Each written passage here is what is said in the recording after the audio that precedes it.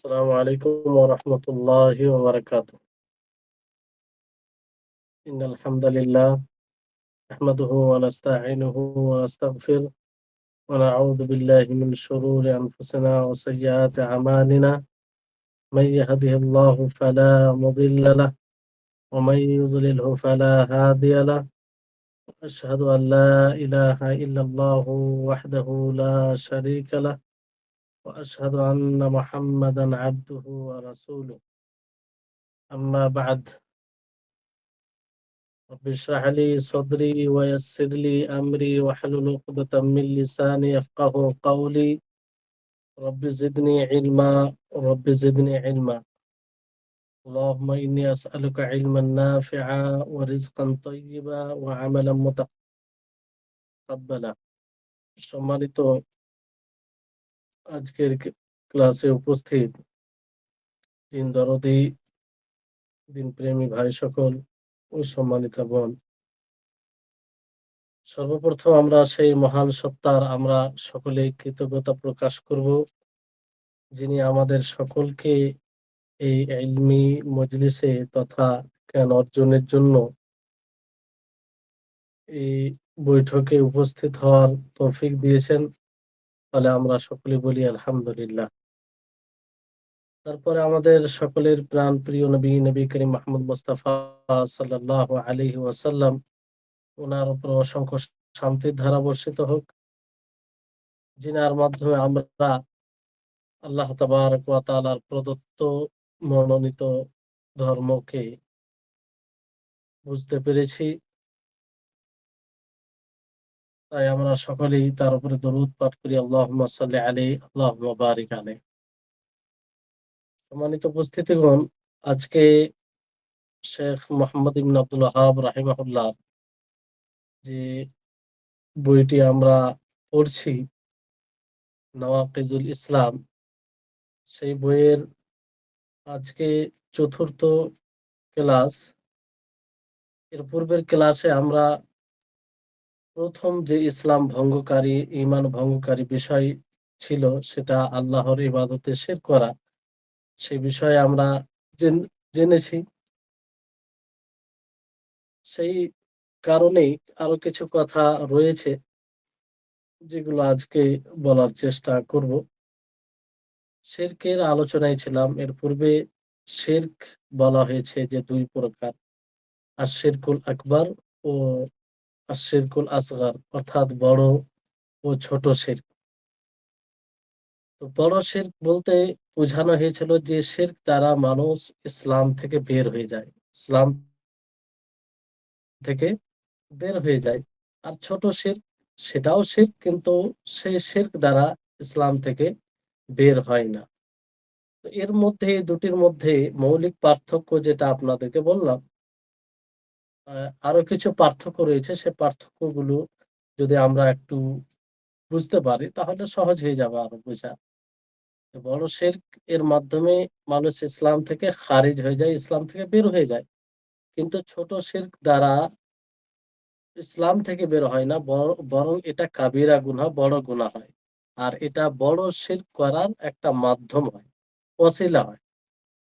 দ্বিতীয় পার্থক্য হচ্ছে যে বড় শিরক সমস্ত আমলকে বিনষ্ট করে দেয়, নিষ্ফল করে দেয়। আর ছোট শিরক যেমন লোক দেখানো কোনো ইবাদত করা, অথবা লোককে শোনানো কোনো ইবাদত করা, তো এই আমল শুধু ওই আমলটাকে নষ্ট করবে যে আমলে লোক দেখানো আমল হবে, কিংবা লোক দেখানো করা হবে, কিংবা যেটা লোককে শোনানোর জন্য করা হবে। আর বাকি আমলগুলো ঠিক থাকবে। তাহলে বড় শিরকের মাধ্যমে সমস্ত আমল নষ্ট হয়ে যায়, আর ছোট শিরকের মাধ্যমে শুধু ওই আমলটা, যাতে এই শিরকটা, ছোট শিরক পাওয়া যায়। তারপরে ৩ নম্বর যেটা পার্থক্য, বড় পার্থক্য, সেটা হচ্ছে যে শিরকে আকবার দ্বারা, বড় শিরক দ্বারা যে বড় শিরক করবে তার রক্ত এবং সম্পত্তি, মাল হালাল হয়ে যায়। অর্থাৎ সে যদি এমন রাষ্ট্রে থাকে যেখানে মুসলিম রাষ্ট্র, ইসলামিক রাষ্ট্র, তো সেখানে যদি কেউ বড় শিরক করে আর তাকে বোঝানোর পরও না আসে, তাহলে তার সবকিছু হালাল হয়ে যায়। তার সাথে তাকে হত্যা করা এবং তার সম্পত্তির মানে হেফাজত না করা, এগুলো হালাল হয়ে যায়। কিন্তু ছোট শিরক যদি কেউ করে তাহলে এরকম বিষয় হয় না। তবে ছোট শিরক, সেই ছোট শিরক কি বাকি গুনহার মতো, যেগুলো আরো গুনাহ হয়, বাকি গুনহার মতো আল্লাহ তাবারক ওয়া তাআলা ক্ষমা করে দিবেন? যেমন শিরকের ব্যাপারে আল্লাহ তাবারক ওয়া তাআলা বলেছেন যে শিরকের গুনাহ তওবা ব্যতীত আল্লাহ তাআলা ক্ষমা করবেন না। তো ছোট শিরকের বিষয়টা কি? কারণ আয়াতে তো আমভাবে বলা হয়েছে যে ইন্নাল্লাহা লা ইয়াগফিরু আন ইউশরাকা বিহি। আল্লাহ তাবারক ওয়া তাআলা শিরককে ক্ষমা করবে না। শিরক, তো এবার শিরক বলতে ছোট শিরক, বড় শিরক দুটোই আসে। দুটোকেই এখানে শামিল অন্তর্ভুক্ত করে। তো এই আয়াত থেকে যেটা স্পষ্ট হয় যে কোন শিরকে আল্লাহ তাআলা ক্ষমা করবেন না। কিন্তু ওলামাগণ পার্থক্য বলেছেন যে বড় শিরক সেটা তো ক্ষমা হবে নাই। সেই শিরকের কারণে মুখাল্লাদ ফিন্নার হবে, যে শিরক করে মারা যাবে তওবা ছাড়াই, চিরস্থায়ী জাহান্নামী হবে। আর যে ছোট শিরক করবে তারও গুনাহ ক্ষমা হবে না। কিন্তু পার্থক্য হচ্ছে এটা যে সে মুখাল্লাদ ফিন্নার হবে না, অর্থাৎ সে চিরস্থায়ী জাহান্নামী হবে না, বরং সে তার সাজা ভোগ করে, শাস্তি ভোগ করে সে আবার সেখান থেকে বের হয়ে আসবে। তাহলে বড় শিরক করাতেই তওবা ছাড়াই মারা যায়, তাহলে মুখাল্লাদ ফিন্নার, চিরস্থায়ী জাহান্নাম। আর ছোট শিরক করলে চিরস্থায়ী জাহান্নাম হবে না, বরং কি হবে যে তা সেই পরিমাণ শাস্তি ভোগ করে বের হবে সে। তাহলে এই কটা অন্যতম পার্থক্য ছিল। আরো যদি গভীরভাবে দেখা যায় কিছু পার্থক্য বের হবে। তবে এর মানে এটা নয় যে ছোট শিরক থেকে এত মানে আহ অলস হয়ে যাবে, উদাসীন হয়ে যাবে, যেহেতু এটা মানে বড় শিরক থেকে একটা ভিন্ন, সেরকম পর্যায়ে নয়। এরকম বিষয় যেন না হয়। সাহাবায়ে কেরাম রিজওয়ানুল্লাহি আলাইহিম আজমাইন, তিনারা সর্বপ্রকারের শিরক থেকে ভয় করতেন এবং বেঁচে থাকতেন। যেমন আব্দুল্লাহ ইবনে মাসউদ রাদিয়াল্লাহু তাআলা আনহু, তিনি বলেন যে লাআন আহলিফা বিল্লাহি কাযিবান আহাব্বু ইলাইয়া আন উহলিফা বিগাইরিহি সাদিকান। হালাফা ইউহলিফু মানে যে এই হাদিসে বলা হচ্ছে যে আমি আল্লাহর মিথ্যা কসম খাবো, এটা আমার কাছে বেশি প্রিয় অন্যদের নামে সত্য মিথ্যা খাওয়ার সত্য সত্য কসম খাওয়ার তুলনায়। তাহলে বিষয়টি হচ্ছে যে আল্লাহর নামে মিথ্যা কসম মিথ্যা কসম খাওয়া এটা বেশি প্রিয় অন্যদের নামে যদি সত্য কসম খায়, কারণ তাতে শিরক হয়। যদিও বড় শিরকের থেকে মানে ছোট শিরক এটা। তাহলে এই হচ্ছে বিষয় যে সর্বপ্রকারের শিরক থেকে বেঁচে থাকতে হবে। তো বিষয়টা হচ্ছে যে এখানে কিছু বিষয় তুলে ধরা হয়েছে, যেমন আপনার আ ইয়ে বিষয় ইয়ের বিষয়টি আপনার আ এ শেখ মোহাম্মদ ইবনে আব্দুল ওয়াহাব রাহিমাহুল্লাহ, তিনি একটি উদাহরণ দিয়েছেন যে যেমন অন্যদের নামে জবাই করা। তো অন্যদের নামে জবাই করা এটা শিরক, এতে কোনো সন্দেহ নাই। তো এটা কয়েক দিক দিয়ে শিরক হয়। এই শিরকটা কয়েক দিক দিয়ে, এক তো কোনো মানুষ উদ্দেশ্য করে, অন্য কারো উদ্দেশ্য করে যদি জবাই করে, নৈকট্য লাভ করার উদ্দেশ্যে জবাই করে, তাহলে এদিক দিয়ে শিরক হবে। আর কেউ যদি কারো তাজিমকে লক্ষ্য করে জবাই করে, তার তাজিম সম্মান প্রদর্শন করতে গিয়ে জবাই করে, অথবা কারো নিকটে সহযোগিতার উদ্দেশ্যে জবাই করে, তাহলে এটাও শিরক হবে। এই দুই দিক দিয়ে শিরক হয়। আর এক প্রকারের জবাই করা হয় যে ধরেন যেমন মেহমান আসে, বাড়িতে মেহমান আসে, লোক আসে, তাদের জন্য, তাদেরকে খাওয়ানোর জন্য, তাদের ইকরামের জন্য, তাদের অ অতি মানে তাদের মেহমান মেজবানি করার জন্য যে গরু ছাগল জবাই করা হয়, এটা শিরক নয়। এটা শিরক নয়, কারণ জবাই করা হয় আল্লাহর নামে। উদ্দেশ্য, এই জবাইয়ের উদ্দেশ্য থাকে না যে মেহমানদের তাজিমে, বরং জবাই করে মাংস তাদেরকে খাওয়াবে, মেজবানি করবে, এটা উদ্দেশ্য। তাদের অতিথি পরায়ণ মানে মেজবানি করা, এটা উদ্দেশ্য। তো এই হিসাবে এটা শিরকের পর্যায়ে পড়বে না। আর এটা ভালো প্রশংসনীয় বিষয়, কোনো মেহমান এলে তাকে খাওয়ানো। আর এই ব্যাপারে হাদিসও নিষেধ করা হয়েছে। হাদিসও নিষেধ করা হয়েছে যে, যে জবাই করে অন্য নামে, কোনো মাখলুকের নামে, তার উপরে আল্লাহর লানত হোক। তার উপরে কি হোক? আল্লাহর লানত হোক। নবী করিম মুহাম্মদ সাল্লাল্লাহু আলাইহি ওয়াসাল্লাম তার জন্য অভিশাপ করেছেন। আল্লাহ নবী কি বলেছেন? যে লাআনাল্লাহু মান যাবাহা লিগাইরিল্লাহি, যে আল্লাহ তাআলা ওই ব্যক্তির উপরে অভিশাপ বর্ষণ করুন, যে অভিশাপ করুক, লানত করুক, যে আল্লাহ ব্যতীত অন্য কারোর জন্য জবাই করে। মানে আল্লাহ, আল্লাহর অভিশাপ হোক মানে কি? আল্লাহ তাকে তার রহমত থেকে বিরত রাখুক।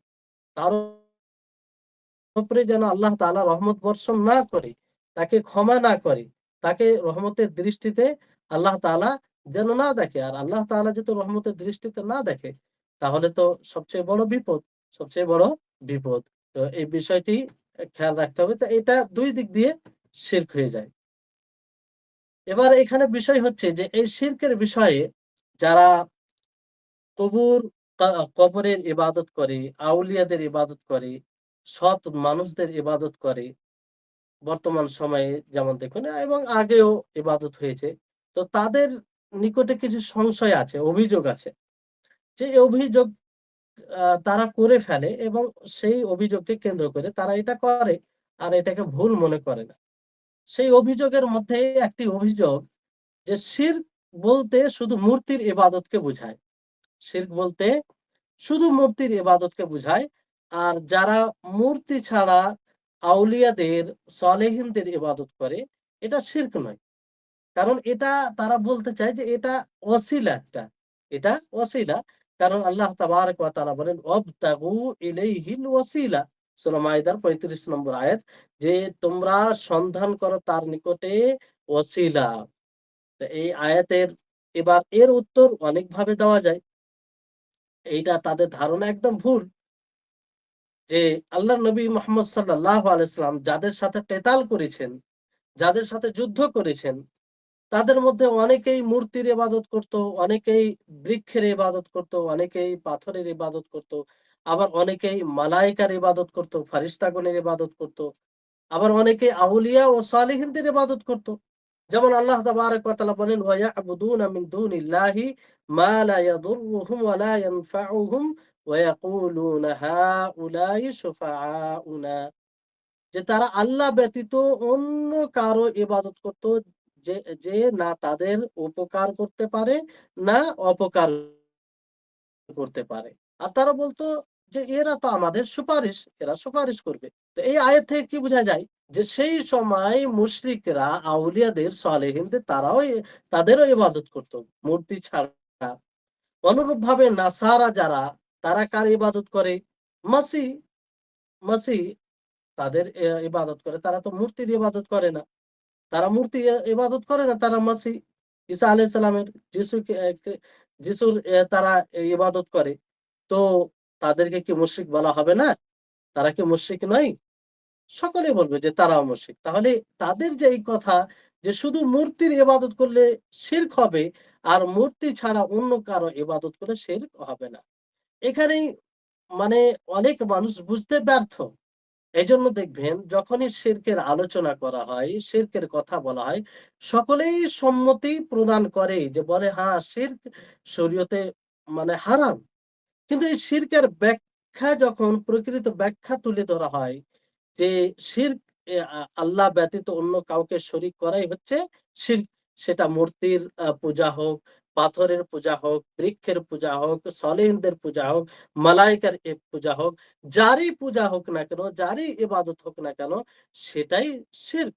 তখন মানুষের মাথা গরম হয় যে এটা কি করে হয়, যে আমরা আউলিয়াদের তো ইবাদত করছি এই জন্য যে তারা সৎ লোক, তাদেরকে মাধ্যম হিসেবে আমরা অবলম্বন করি, তাদের তো আমরা ইবাদত করি না। তো বিষয়টা হচ্ছে এখানে।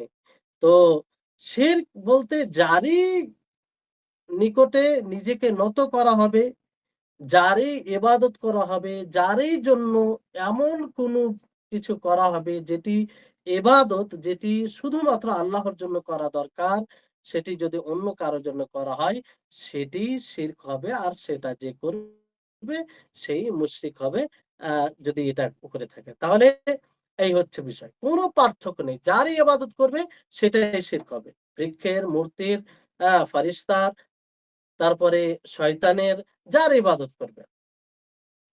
তারপরে তাদের অভিযোগের মধ্যে আরেকটি অভিযোগ হচ্ছে, কিংবা সংশয় হচ্ছে তাদের, যে আমরা তো ওয়ালিদের, সালেহিনদের ইবাদত করি না। এই উদ্দেশ্যে ইবাদত করি না যে তারা আমাদের উপকার করবে অথবা অপকার করবে। বরং আমরা তাদের ইবাদত করি এই কারণে যে তারা আমাদের জন্য সুপারিশই হবে।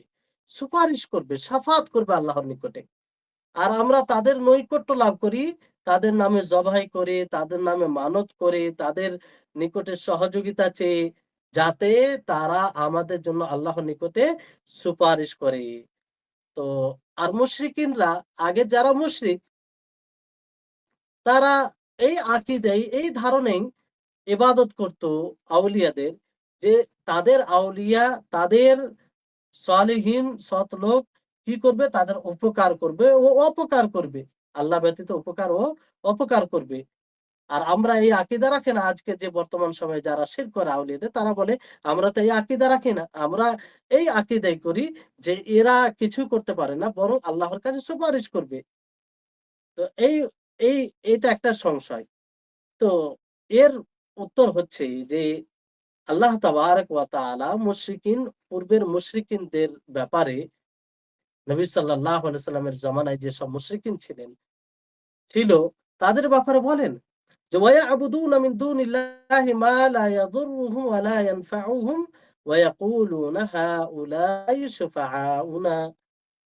তারা আল্লাহ ব্যতীত এমন লোকের ইবাদত করেন যে না তাদের অপকার করতে পারে, ক্ষতি করতে পারে, আর না তাদের উপকার করতে পারে, তাদের উপকার লাভ দিতে পারে। আর তারা বলে যে এরা তো আমাদের সুপারিশ, এরা আমাদের সুপারিশ। তো তাদেরও এই ধারণা ছিল। নবী করিম মুহাম্মদ সাল্লাল্লাহু আলাইহি সাল্লামের জামানায় মুশরিকরা যে তাদের আউলিয়াদের, সালেহিনদের ইবাদত করত, তাদেরও এই আকীদা ছিল যে বর্তমান সময়ের এক প্রকার মানুষ যারা নিজেকে মুসলিম বলে দাবি করে, আর মুসলিমের মধ্যে নিজেকে অন্তর্ভুক্ত করে, তারা আউলিয়াদের ইবাদত করে, বলে কি যে আমরা মূলত আউলিয়াদের ইবাদত করি না। তাদের তারা সৎ লোক ছিল, তারা যেন আমাদের জন্য সুপারিশ করে, এইজন্য আমরা তার ইবাদত করি।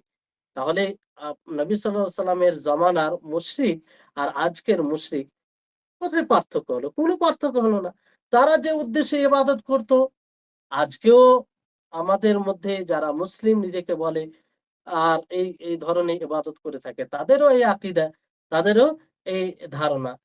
সুপারিশ অবশ্যই সৎ লোক, আউলিয়া যারা আছে তারা করবে। এক মুমিন অন্য মুমিনের জন্য কিছু সুপারিশ যারা করবে, কিন্তু এর পদ্ধতিতে এটা নয়। তার একটা বিশেষ পদ্ধতি আছে, যে শরীয়তি পদ্ধতি আছে, যেটা আল্লাহ তাবারাক ওয়া তাআলা স্পষ্ট করেছেন এবং নবী করিম মুহাম্মদ সাল্লাল্লাহু আলাইহি সাল্লাম স্পষ্ট করেছেন। তার পদ্ধতি এটা নয় যে আল্লাহ আল্লাহকে ছেড়ে তাকে এলা বানিয়ে নাও, তাকে মাবুদ বানিয়ে নাও, তার নামে মানত করো, তার কাছে সহযোগিতা চাও, তার জন্য জবাই করো। এটা পদ্ধতি নয়, এটা তো শিরকি পদ্ধতি। এই কাজগুলো তো খালিস নিছক আল্লাহ তাবারাক ওয়া তাআলার জন্য হতে হবে। তাহলে তখনকার মুশরিক আর আজকের মুশরিক যারা শিরকি কাজ করে, এদের মধ্যে কোনো পার্থক্য নেই, কোনো পার্থক্য নেই। আরেকটি সংশয় তাদের মধ্যে রয়েছে, প্রায় আপনি যখন মুশরিকিনদেরকে, মুশরিক বলতে বর্তমান সময়ে যারা নিজেকে মুসলিম বলছে অথচ তারা কবর পূজা করে, আউলিয়াদের, পীরদের পূজা করে, আপনি তাদেরকে যখন দাওয়াত দিবেন, তো এগুলোই অভিযোগ আসে, এগুলোই সংশয় তারা তারা তুলে ধরবে। তো এগুলো বুঝা উচিত যাতে আপনি তাদেরকে বুঝাতে পারেন। তা আরেকটি সংশয় হচ্ছে যে তারা বলে যে আগেকার মুশরিক তারা লা ইলাহা ইল্লাল্লাহ পাঠ করতো না, তারা লা ইলাহা ইল্লাল্লাহ পাঠ করতো না। আর এখন যারা আউলিয়াদের ইবাদত করে, সলিহিনদের ইবাদত করে, তারা লা ইলাহা ইল্লাল্লাহ বলে, লা ইলাহা ইল্লাল্লাহ মুহাম্মাদুর রাসূলুল্লাহ এটা বলে। তো যারা লা ইলাহা ইল্লাল্লাহ পাঠ করতো না, নবী সাল্লাল্লাহু আলাইহি ওয়াসাল্লামের জামানায় মুশরিকরা লা ইলাহা ইল্লাল্লাহ পাঠ করতো না, এদের কথা। আর যারা লা ইলাহা ইল্লাল্লাহ পাঠ করছে, উভয়ে কেমন করে সমান হতে পারে? উভয় দলকে, উভয়কে এক জায়গায় কি করে রাখা যেতে পারে? তাদের এটা মানে একটা সংশয়, অভিযোগ কিংবা আ একটা দিক তাদের এই বাবনে। তো এই বিষয়ে যদি দেখা যায়, তো আপনি বুঝতে পারবেন যে আল্লাহ তাবারাক ওয়া তাআলা সবকিছু থেকে পবিত্র। মক্কার মুশরিকরা তারাও লা ইলাহা ইল্লাল্লাহ মুহাম্মাদুর রাসূলুল্লাহ পাঠ করেছে। অথবা আজকের জমানায় যারা আউলিয়াদের ইবাদত করে তারা লা ইলাহা ইল্লাল্লাহ পাঠ করেছে। কিন্তু এদের লা ইলাহা ইল্লাল্লাহ ভঙ্গ হয়ে গেছে কিংবা ভঙ্গ হয়ে যাচ্ছে কিসের কারণে? যে কারণ তারা এই লা ইলাহা ইল্লাল্লাহ সংরক্ষণে থাকবে এরকম কিছু আমল করেনি। শিরক তার পরিপন্থী ভঙ্গকারী আমল করেছে, শিরকের মাধ্যমে ভঙ্গ হয়ে যাচ্ছে। কারণ লা ইলাহা ইল্লাল্লাহর অর্থ কি? যারা এইভাবে আউলিয়াদের ইবাদত করে তারা আসলে লা ইলাহা ইল্লাল্লাহর অর্থই বুঝতে পারেনি। লা ইলাহা ইল্লাল্লাহ এর অর্থ হচ্ছে লা মা'বুদা বিহাক্কিন ইল্লাল্লাহ। যে আল্লাহ ছাড়া সত্য কোনো মাবুদ নেই। আল্লাহ ছাড়া সত্য কোনো মাবুদ নেই, সত্য কোনো উপাস্য নেই। মাবুদ বলতে যে ইবাদতের উপযুক্ত, সত্য বলে সত্য সত্তা যে ইবাদতের উপযুক্ত একমাত্র আল্লাহ তাবারাক ওয়া তাআলা। আর কেউ নেই। তো কি করে সেখানে আউলিয়াদের ইবাদত করা যায়, সলিহিনদের ইবাদত করা যায়, আর অন্য কারো ইবাদত করা যায়? তো আসলে এরা তো লা ইলাহা ইল্লাল্লাহ পাঠ করে, কিন্তু লা ইলাহা ইল্লাল্লাহর অর্থ, লা ইলাহা ইল্লাল্লাহ সমূহ কিছু এরা বুঝতে পারেনি। আর তারাও তো কবরের ইবাদত করত, আউলিয়াদের সলিহিনদের ইবাদত করত এবং তারাও লা ইলাহা ইল্লাল্লাহ পাঠ করত। কিন্তু মুশরিকিন, তখনকার মুশরিকিন বর্তমান সময়ের যারা আউলিয়াদের ইবাদত করে, লা ইলাহা ইল্লাল্লাহ পাঠ করে, অথচ লা ইলাহা আউলিয়াদের ইবাদত করে, কবরে কবরে গিয়ে সাজদা করে। তাদের আ বর্তমান সময়ের এদের তুলনায় মুশরিকরা বেশি লা ইলাহা ইল্লাল্লাহকে বুঝতে পেরেছিল। মুশরিকদের তুলনায় সেই জমানার মুশরিকদের তুলনায় বেশি না, আজকের আজকের জমানা যারা কবরে পূজা করে তাদের তুলনায় তখনকার মুশরিকরা বেশি লা ইলাহা ইল্লাল্লাহকে বুঝতে পেরেছিল। তারা বুঝতে পেরেছিল যে লা ইলাহা ইল্লাল্লাহ যদি পাঠ করে কোন মানুষ, তো তার জন্য জরুরি হবে সমস্ত প্রকারের ইবাদত একমাত্র আল্লাহর জন্য করা। এইজন্য তারা বলেছিল যে আজআলাল আলিহাতা ইলাহান ওয়াহিদা, যে এতগুলো মাবুদ, সমস্ত মাবুদকে কি এক করে দেব? এটা কি করে হয়? আশ্চর্য হয়ে তারা বলেছিল। কারণ তারা অনেক মাবুদের ইবাদত করত। অনেক মাবুদের তারা কি করত? ইবাদত করত। ফলে তারা কি বলেছিল যে লা ইলাহা ইল্লাল্লাহ, যখন আল্লাহ নবী তাদেরকে দাওয়াত দিলেন, তখন তারা কি বলতে আরম্ভ করলো? যে আজআলাল আলিহাতা ইলাহান ওয়াহিদা, যে এতগুলো মাবুদকে এক করে দেওয়া হয়, এটা কি করে সম্ভব? আশ্চর্য বোধ করে তারা এটা বলেছিল। তার মানে কি? তারা লা ইলাহা ইল্লাল্লাহর অর্থ বুঝতে পেরেছিল। তারা এটা বুঝে গিয়েছিল যে যদি লা ইলাহা ইল্লাল্লাহ পাঠ করি, স্বীকার করে নিই, তাহলে তার সাথে কাউকে শরীক করা যাবে না। তা তা তাকে ছাড়া অন্য কারো ইবাদত করা যাবে না। তাহলে তারা তারা প্রকৃত লা ইলাহা ইল্লাল্লাহর অর্থ বুঝেছিল। ফলে তারা লা ইলাহা ইল্লাল্লাহ পাঠ করেনি। কিন্তু আজকের আজকের বর্তমান সময়ের যে যারা আউলিয়াদের ইবাদত করে তারা লা ইলাহা ইল্লাল্লাহ পাঠ করে এবং কি গর্বিত তারা লা ইলাহা ইল্লাল্লাহ দ্বারা। তারপরেও তারা এর পরিপন্থী আমল করছে। কেন? আসলে তারা এই লা ইলাহা ইল্লাল্লাহকে বুঝতে পারেনি। লা ইলাহা ইল্লাল্লাহকে বুঝতে পারেনি। তাহলে এই হচ্ছে বিষয়।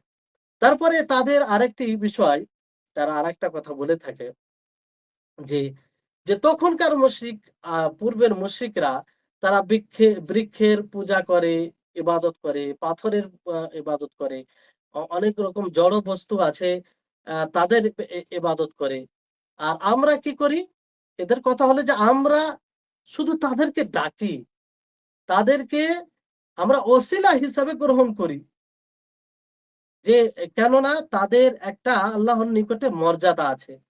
তো আমরা আল্লাহর নিকটে তাদেরকে ওসিলা বানাই। এইজন্য তারা দলিলও দিয়ে থাকে কোরআন থেকে। দেখেন, কোরআনের দলিল দিলেই যে হক হবে এটা জরুরি নয়।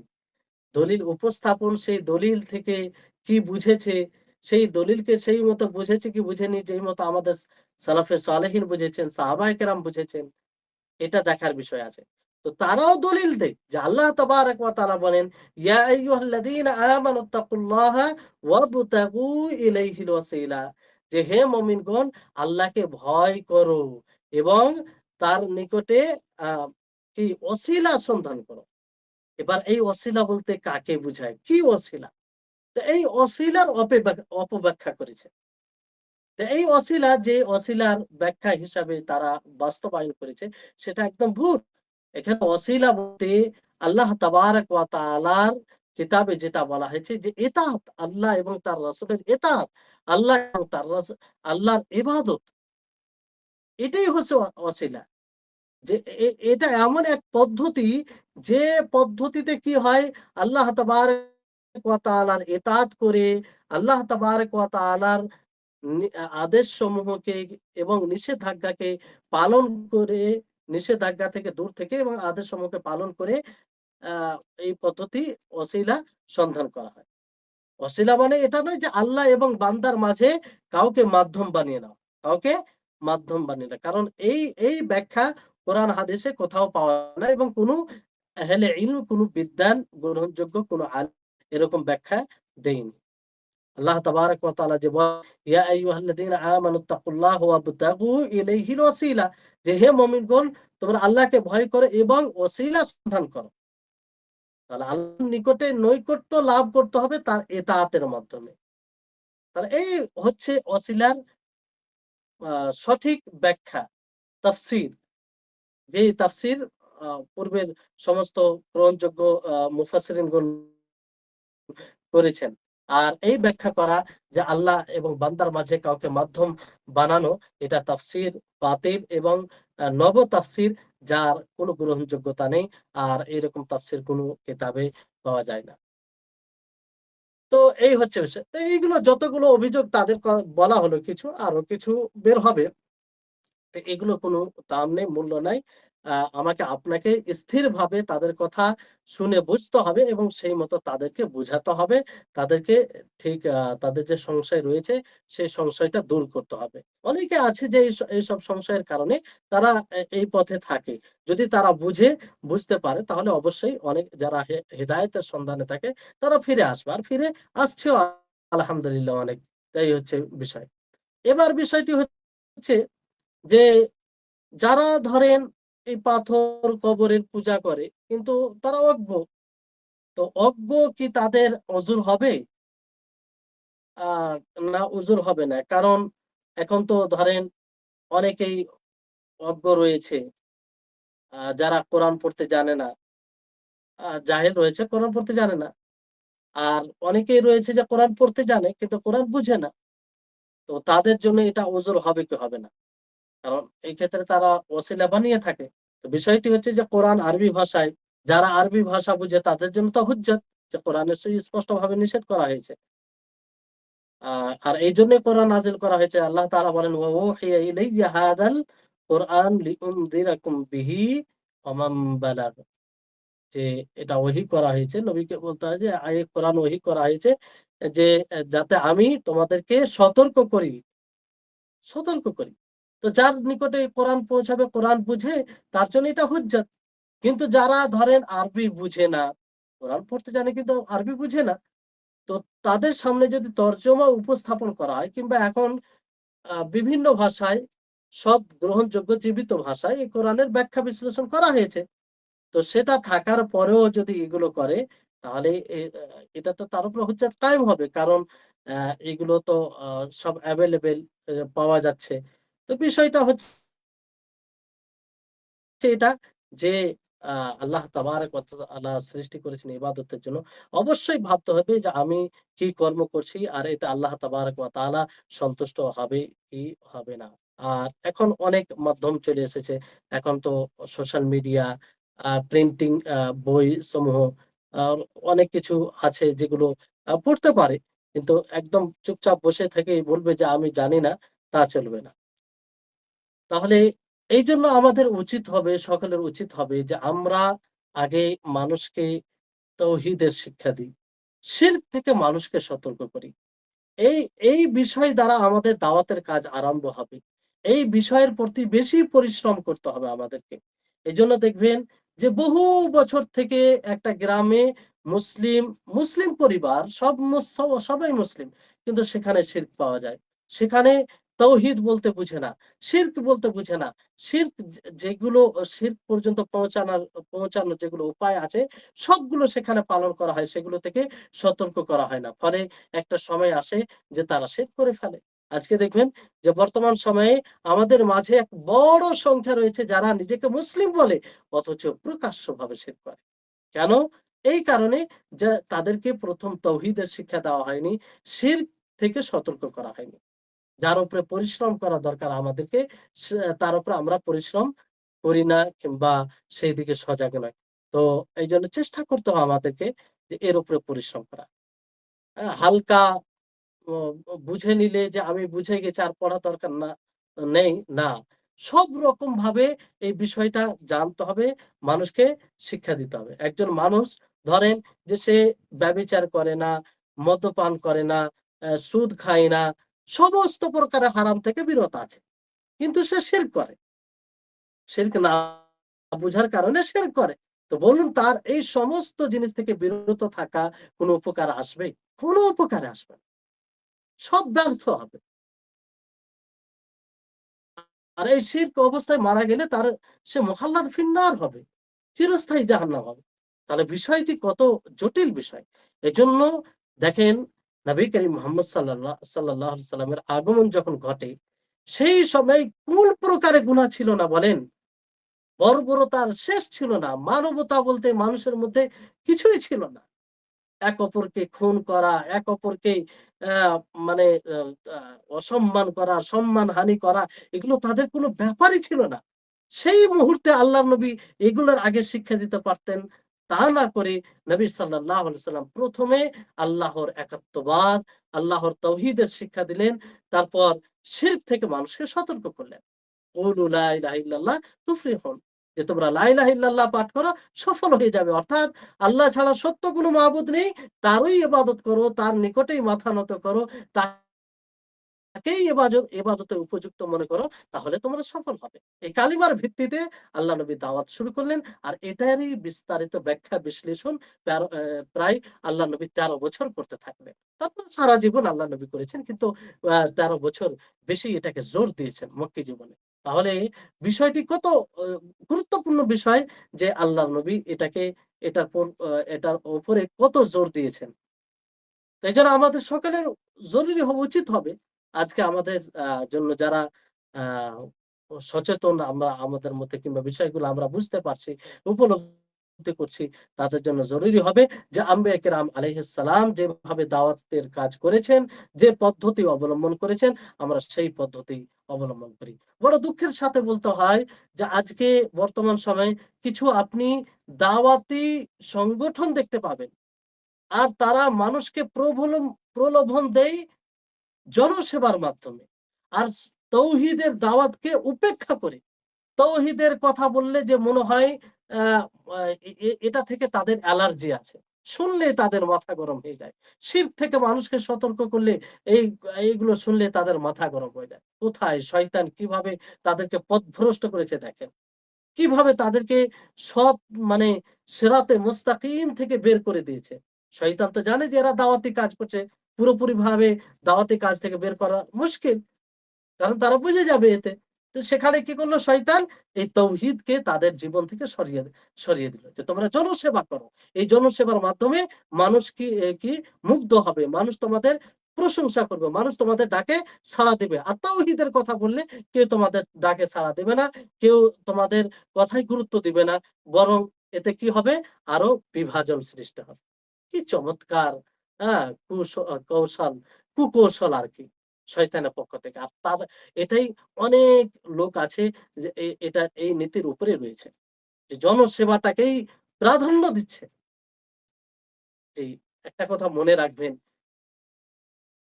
আপনি লাখ জনসেবা করেন, সেখানে আপনার দাওয়াতে আপনার যে টার্গেট রয়েছে, লক্ষ্য স্থির রয়েছে, সেই লক্ষ্য স্থিরে যদি এই তৌহিদের বাস্তবায়ন না থাকে, সেটা ব্যর্থ, ব্যর্থ, ব্যর্থ। কোনো কাজে আসবে না।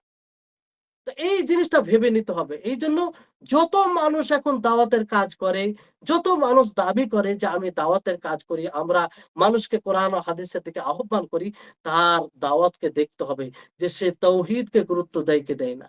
সে তাওহীদের কথা বলে কি বলে না। শিরকের কথা বলে কি বলে না। সে সালাফে সালেহিনদের মানহাজ অনুযায়ী দাওয়াতের কাজ করে কি করে না। এটা দেখার অত্যন্ত জরুরি। কারণ হাজারো দল আছে, হাজারো এরকম সংগঠন আছে, আর সকলেই দাবি করে যে আমরা কোরআন হাদিসের আহ্বায়ক। দাবি করলে তো হয়ে যায় না। আসলে কি তারা কোরআন হাদিসের আহ্বায়ক, এটা দেখতে হবে। এইজন্য বড় ধোঁকা এটাই আমি মনে করা যায়, কিংবা সবচেয়ে বড় ধোঁকা বড় বর্তমান সময়ে, যে মানুষকে কোরআন হাদিসের নামে তাওহীদ থেকে দূরে রাখছে। এর চাইতে বড় ধোঁকা আর হতে পারে না। যে মানুষ মনে করছে ইসলামের দাওয়াত, মানুষ মনে করছে যে কোরআন হাদিসের আমরা দাওয়াতে লাব্বাইক করছি, কিংবা আমরা উপস্থিত হচ্ছি, কিন্তু আসলে সেটা ইসলামের দাওয়াত হয় না। তৌহিদ থেকে সেখানে উপেক্ষা করা হয়, তৌহিদকে ইগনোর করা হয়। মানে দাওয়াতে সবকে অন্তর্ভুক্ত করে তৌহিদ তাদের জীবন থেকে বিলুপ্ত করে দেওয়া হয়, শিরকের বীজ বপন করা হয়। তখন তারা শিরক করে, আর মসজিদে গিয়েও সাজদা করে, কবরে গিয়েও সাজদা করে, মসজিদে গিয়েও ইবাদত করে, আবার অন্যদের সামনে অন্যদের জন্য অনেক ইবাদতও, তারা ইবাদতের প্রকারসমূহ করে থাকে।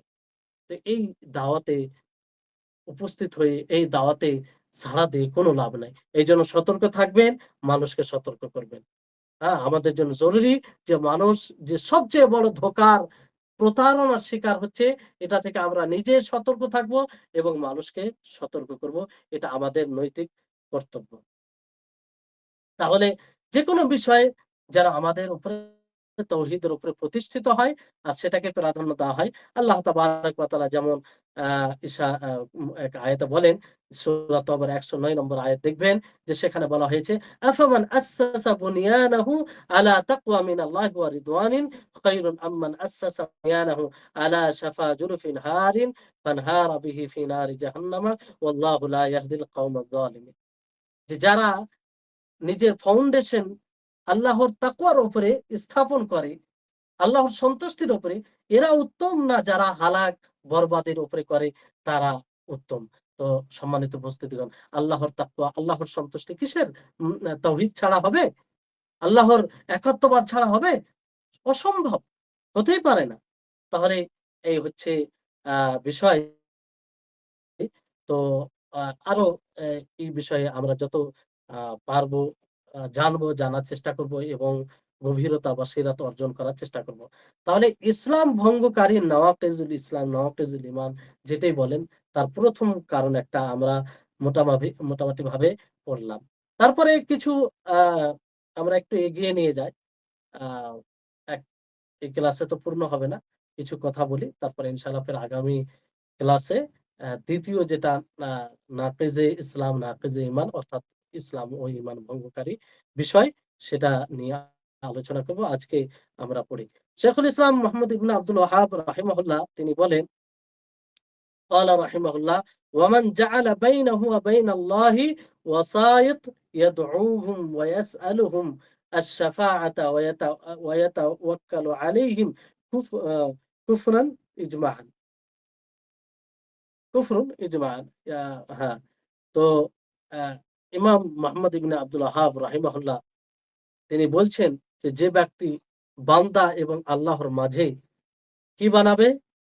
মাধ্যম বানাবে। ও ওসা ওসিলা বানাবে, মাধ্যম বানাবে, এবং সেই মাধ্যমকে কি করবে? ডাকবে এবং তার কাছে চাইবে, শাফাআত চাইবে। আর তাদের উপরে ভরসা করবে। এটা সর্বসম্মতিতে কুফর। এটা কুফরি আমল। তাহলে এটা ২য়, মানে এটাও শিরক। কিন্তু শিরক থেকে একটু সামান্য নিচে ১ম যেটা নাকিজে ইসলাম ছিল, এটা সরাসরি আল্লাহর ইবাদতে শিরক। আর এটা আল্লাহর মানে শিরকের মাধ্যম, অর্থাৎ মানে আল্লাহকে ডাকবে কাউকে মাধ্যম বানিয়ে। কাউকে কি বানিয়ে? মাধ্যম বানিয়ে। তো পুরোপুরি আল্লাহকে এখানে আ শরিক করা হয় না, কিন্তু এটাও শিরক। এটাও শিরক। এটা ইসলাম ভঙ্গ করে একটি আমল। তো এই বিষয়টি খুবই গুরুত্বপূর্ণ। এটাকে আমাদের সকলকে ভালোভাবে বুঝতে হবে। তো এখানে আল্লাহ এবং বান্দার মাঝে ওয়াস্তা বানানো, তো এই ওয়াস্তা থেকে কি বুঝানো হয়েছে? এটা আগে বোঝা দরকার আমাদের। যে এই ওয়াস্তা থেকে যদি এটা উদ্দেশ্য না হয়, ওয়াস্তা থেকে এটা মানে শিরক হবে তখন, মানে যদি এটা উদ্দেশ্য হয় যে আল্লাহ এবং বান্দার মাঝে ওয়াস্তা জরুরি, এই ক্ষেত্রে যে রিসালাত রয়েছে, রিসালাত পৌঁছানোর জন্য আল্লাহ তাবারক ওয়া তাআলা রাসূল প্রেরণ করেছেন। তো ওহী অবতীর্ণ হয় কার উপরে? সমস্ত মানুষের উপরে হয় না। রাসূলগণের উপরে ওহী অবতীর্ণ হয়। তো রাসূলগণ একটা ওয়াস্তা। রাসূলগণ একটা ওয়াস্তা। তো এই ওয়াস্তাকে তো স্বীকার করতে হবে।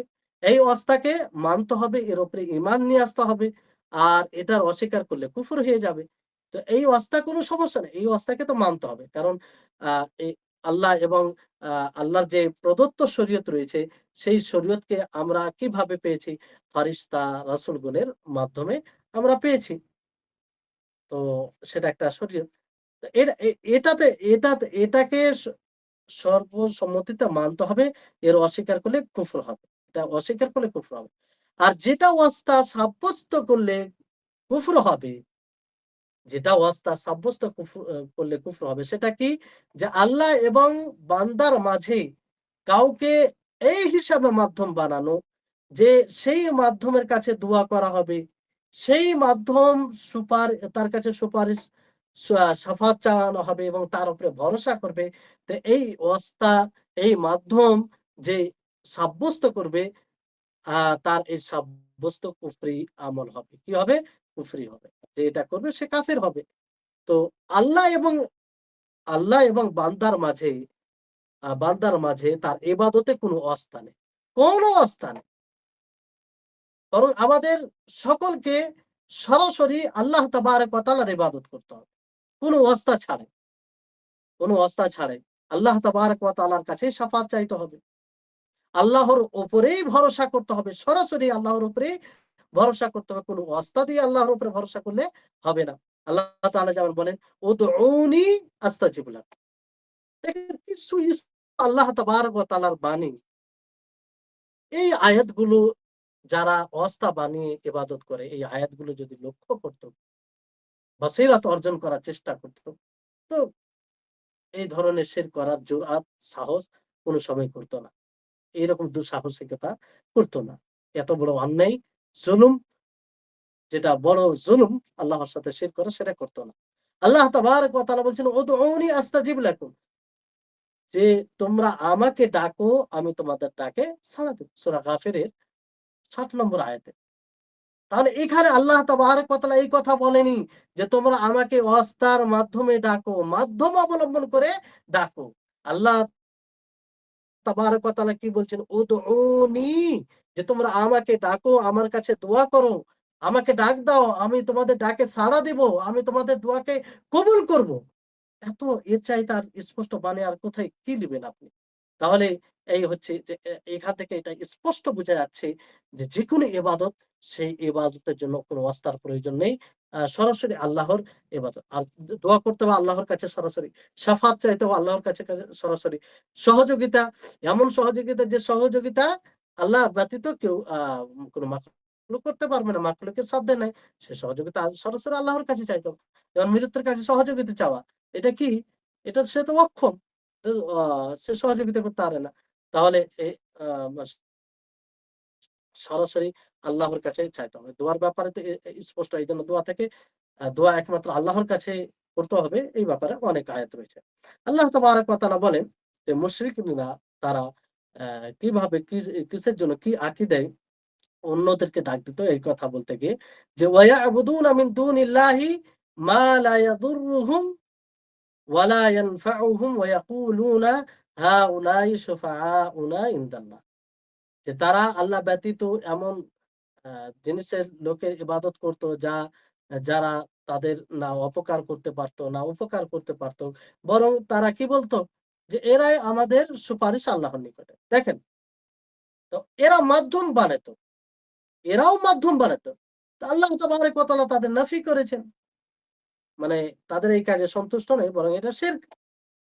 আর আল্লাহ তাবারাক ওয়া তাআলা এই এটা কি নাম দিয়েছেন, যে আল্লাহ তাআলা অন্য আয়াতে বলেন, কুল আতুনাব্বিউনা আল্লাহ বিমা লা ইয়ালামু ফিস সামাওয়াতি ওয়ালা ফিল আরদ সুবহানাহু ওয়া তাআলা আম্মা ইউশরিকুন। যে হে নবী, আপনি বলে দিন যে আ আতুনাব্বিউনা আল্লাহ, যে তোমরা কি আল্লাহকে খবর দিচ্ছ এমন জিনিসের ব্যাপারে যে যারা আসমান ও জমিনে কি হচ্ছে আল্লাহ তাআলা পবিত্র, তোমরা যা আল্লাহর ব্যাপারে বলছো সেই সেই জিনিস থেকে। অর্থাৎ মানুষ মাধ্যম অবলম্বন করে সুপারিশ নেওয়ার জন্য। তো সুপারিশ সে করতে পারবে কি পারবে না সে তো নিজেই জানে না। আর আল্লাহ তাবারাক ওয়া তাআলা বেশ ভালো জানেন। সুপারিশের অনুমতি দেনেওয়ালা কে? আল্লাহ তাবারাক ওয়া তাআলা। তো তার কাছে চাইতে হবে। তো বিষয়টা হচ্ছে যে এখানে দেখেন যে এই কথা বলার পরে আম্মা ইউশরিকুন, যে তারা যে শিরক করে আল্লাহর সাথে, এটা থেকে আল্লাহ তাআলা সুউচ্চ, পবিত্র। তাহলে এটাকে শিরক নাম দিয়েছেন। এটাকে সরাসরি আল্লাহ তাবারাক ওয়া তাআলা শিরক বলেছেন। তো আউলিয়াদের এবং সালেহীনদের এইভাবে ওসিলা বানানো, ওয়াস্তা বানানো, এটা মানে শিরক। আর এই কথা আল্লাহ তাবারাক ওয়া তাআলা অন্য আয়াতে এইভাবে বলেন, ওয়াল্লাযীনা ইত্তাখাযু মিন দুনিহি আউলিয়া মা না'বুদুহুম ইল্লা লিয়ুকাররিবুনা ইলাল্লাহি যুলফা ইন্নাল্লাহা ইয়াহকুমু বাইনাহুম ফীমা হুম ফীহি ইয়াখতালিফুন ইন্নাল্লাহা লা ইয়াহদি মান হুয়া কাযিবুন কাফফার। তো এখানে আল্লাহ তাআলা কি বলেন, যে যারা আল্লাহ ব্যতীত আউলিয়াদেরকে, ওলীদেরকে কি করেছে? ওলীদেরকে তারা ডাকতে ইবাদত শুরু করেছে। মানে আল্লাহ ব্যতীত অন্য কাউকে যারা ওলী বানিয়েছে, কি বানিয়েছে? ওলী বানিয়েছে। তো তারা কি বলে, যে আমরা এদের ইবাদত শুধুমাত্র কিসের জন্য করি? যে এরা আমাদেরকে আল্লাহর নিকটে করে দিবে। কি করে দিবে? আল্লাহর নিকটে করে দিবে। দেখেন, ধারণা দেখেন, যে মাধ্যম বানিয়েছেন।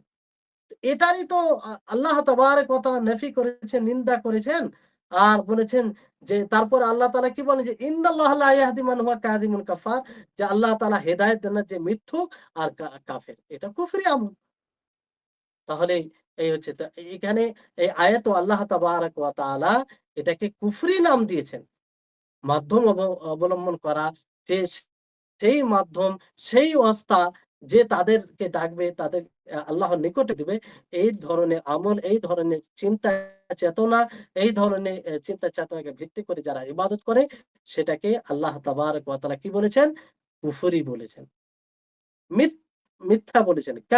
কাযিব বলেছেন এবং কুফর বলেছেন। তাহলে এই হচ্ছে, তো দেখেন ওয়াস্তা ২ প্রকারের হয়। ওয়াস্তা ২ প্রকারের। এক প্রকারের মানুষ যদি এরকম মাধ্যম বানায় আর আকীদা রাখে যে সেটা একমাত্র কারণ, মাধ্যম একটা। আর সেই মাধ্যমের কাছে না দোয়া করে, না তার জন্য জবাই করে, না তার জন্য মানত করে, না তার জন্য কোনো ইবাদত করতে হবে, এরকম আকীদা রাখে। বরং আল্লাহর জন্যই সবকিছু করে। আল্লাহর জন্যই জবাই করে, আল্লাহর জন্যই মানত করে, আল্লাহর জন্যই ইবাদত করতে হবে, এই আকীদা পোষণ করে। কিন্তু ওয়াস্তার ব্যাপারে এই ধারণা যে এটা একটা কারণ, যে, যে কারণে সে আল্লাহর নিকটে পৌঁছাবে। তাদের মানে যে সম্মান, তাদেরকে যে আল্লাহ তাআলা মাকাম দিয়েছেন, সেই মাকামের মাধ্যমে তারা আল্লাহর কাছে চায়, দোহাই দিয়ে চায়। তো এটা শিরক, বড় শিরক তো হবে না। তবে এটা কি হবে? এটা বিদআত হবে। আর যেটা শিরকের মাধ্যম হবে। কি হবে? শিরক পর্যন্ত নিয়ে যাওয়ার একটা আ অন্যতম মাধ্যম হবে। কারণ এইভাবে ওসিলা বানানোর আল্লাহ নবী আদেশ দিয়েছেন। না আল্লাহ তাবারাক ওয়া তাআলা কোন জায়গায় এই ধরনের আ দিক দিক নির্দেশনা দিয়েছেন। যে মাধ্যম অবলম্বন করে আল্লাহর কাছে শাফাআত চাইতে হবে, দোয়া চাইতে হবে। না, এরকম বিষয় নাই। সরাসরি আল্লাহর কাছে দোয়া করতে হবে, সরাসরি আল্লাহর কাছে শাফাআত চাইতে হবে এবং তার উপরে ভরসা করতে হবে। তাহলে একটা অবস্থা হচ্ছে যে আ মাধ্যম যাদেরকে ওয়াস্তা বানানো হয় তাদেরই ইবাদত করা, তাদের জন্যই জবাহ করা, তাদের জন্যই মানত করা, তাদের নৈকট্য অর্জন করা। তাহলে এটা প্রকাশ্য শিরক, যে শিরকের মাধ্যমে মানুষ ইসলাম থেকে খারিজ হয়ে যাবে। আরেকটি অবস্থা, যে মাধ্যম তো বানায় কিন্তু মাধ্যমের জন্য, ওয়াস্তার জন্য ইবাদত করে না। শুধু তাকে কি মনে করে? যে তার প্রয়োজনটা আল্লাহর নিকটে পৌঁছে দিবে। এটা ধারণা রাখে। পৌঁছে দিবে এরকম ভাবে যেহেতু আউলিয়া সালেহিন আছে, তাদের মাকাম উঁচু, এই ক্ষেত্রে পৌঁছে দিবে। তো এটা ওই পর্যায়ে শিরক হবে না। তবে এটা বাতিল হবে আর বিদআত হবে। এটা বিদআত। এটা দিনের মধ্যে এইভাবে যদি কিছু ধারণা রাখা যায় তো নতুন এটা আমল হবে, যেটা দিনের অন্তর্ভুক্ত নয়, দিনের অংশ নয়। কারণ এইভাবে ওয়াস্তা বানানোর আল্লাহ তাবারক ওয়া তাআলা অনুমতি দেননি। আর এই থেকে নবী করিম মুহাম্মদ সাল্লাল্লাহু আলাইহি সাল্লাম অসংখ্য হাদিসে সতর্ক করেছেন। যেমন পূর্বের লোকেরা আ কবরকে, আম্বিয়াদের কবরকে তারা কি বানিয়েছিল? মসজিদ বানিয়েছিল। তো আল্লাহ নবী কি বলেন? যে ইন্না মান কানা ক্বাবলাকুম কানু ইয়াত্তাখিদুনা কুবুর আম্বিয়াইহিম ওয়া সালিহিম মাসাজিদ আলা ফালা তাত্তাখিদুল কুবুর মাসাজিদ ফাইন্নী আনহাকু আন যালিক। আল্লাহ নবী স্পষ্টভাবে বলেন যে তোমাদের পূর্বে আ তারা কি করেছিল? আম্বিয়াদের কবরকে, সলিহিনদের কবরকে মসজিদ বানিয়ে দিয়েছিল। সেখানে তারা সাজদা করত। সেখানে তারা ইবাদত করত। তো অতএব তোমরা খবরদার কবরকে মসজিদ বানাবে না। আল্লাহ নবী কিভাবে সতর্ক করছেন দেখেন। আলা ফালা তাত্তাখিদুল কুবুর মাসাজিদা। তো তোমরা খবরদার মসজিদকে কবর বানায় না। আমি এই থেকে তোমাদেরকে নিষেধ করছি, বাধা দিচ্ছি। হ্যাঁ? তোমাদেরকে নিষেধ করছি। তাহলে এটা স্পষ্ট বিষয়। এটা স্পষ্ট বিষয়। তো এই হচ্ছে আজকের ক্লাস। ইনশাআল্লাহ অ্যা এখানেও এই আ ওসিলা মানে এই যে নাকিজে ইসলাম, এই আমল, যেই আমল ইসলামকে ভঙ্গ করে দেয়, ঈমানকে ভঙ্গ করে দেয়, এ ব্যাপারে আরো কিছু আলোচনা আছে। ইনশাআল্লাহ আগামী ক্লাসে হবে। আ আজ আজকের জন্য সমাপ্ত করছি। আল্লাহ তাবারাক ওয়া তাআলার নিকটে আমরা সকলেই দোয়া করব। আমাদেরকে যেন আল্লাহ তাআলা বসিরত সহ জ্ঞান দান করেন এবং প্রত্যেকটি বিষয়ে যেন গভীরভাবে আমরা বুঝতে পারি। আর সেই অনুযায়ী যেন আমরা জীবনযাপন করতে পারি। আর সর্বোপরি আমাদের যতটুকুই জ্ঞান হোক না কেন, সেই জ্ঞানটা যেন আমাদের সকলের জন্য উপকারী হয়, ইলমে নাফে হয়, যেটা দুনিয়া ও আখিরাত উভয় কালে কাজে আসবে। যেটা জাহান্নামের মুক্তির কারণ হবে, যেটা জান্নাত অর্জনের অন্যতম মাধ্যম হবে। এই জ্ঞান যেন আল্লাহ তাআলা আমাদের সকলকে দান করেন। ওয়া আখির দাওয়ানা আনিল হামদুলিল্লাহি রাব্বিল আলামিন। আসসালামু আলাইকুম ওয়া রাহমাতুল্লাহি ওয়া বারাকাতুহু। জাযাকুমুল্লাহু খাইরান ওয়া আহসানাল জাযা। এবার কারো প্রশ্ন থাকলে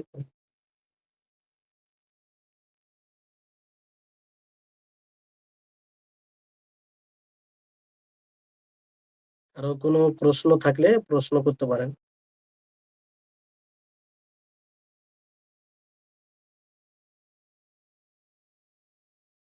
ওয়ালাইকুম আসসালাম ওয়া রাহমাতুল্লাহি ওয়া বারাকাতুহু।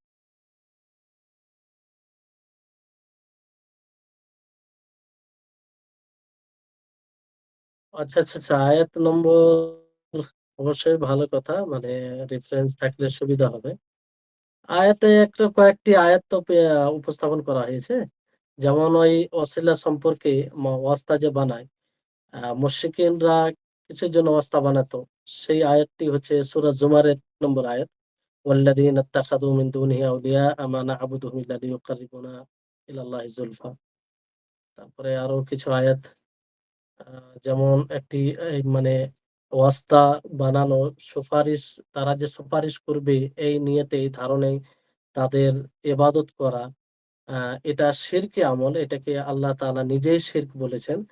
আ এই এ এই সম্পৃক্ত আয়াত হচ্ছে সূরা ইউনূসের 18 নম্বর আয়াত। সূরা ইউনূসের 18 নম্বর আয়াত। আ সূরা ইউনূসের 18 নম্বর আয়াতেই দুটোই কথা রয়েছে যে একটা, তারা কি ধারণায় ইবাদত করত। আর এটাকে আল্লাহ তাআলা শিরকের নাম দিয়েছেন। তারপরে দোয়ার ব্যাপারে যে আয়াতটি বলা হয়েছে যে সরাসরি আল্লাহ তাআলা বলেছেন, "তোমরা আমাকে ডাকো।" এটা সূরা গাফিরের ৬০ নম্বর আয়াত। তারপর আরো আয়াত আছে। মানে এই সব বিষয়গুলো প্রশস্ত বিষয়। একাধিক আয়াত রয়েছে। জি।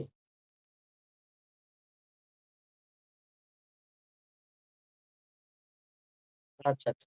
আচ্ছা, আচ্ছা, ঠিক আছে। শুকরান। জাযাকাল্লাহু খাইরান।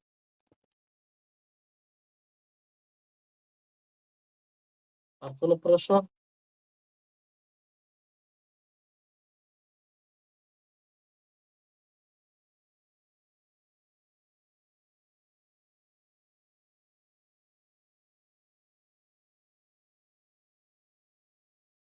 আচ্ছা ঠিক আছে। তো আমরা সকলেই শেষ বৈঠকে দোয়াটি পাঠ করব। সুবহানাকাল্লাহুম্মা ওয়া বিহামদিকা আশহাদু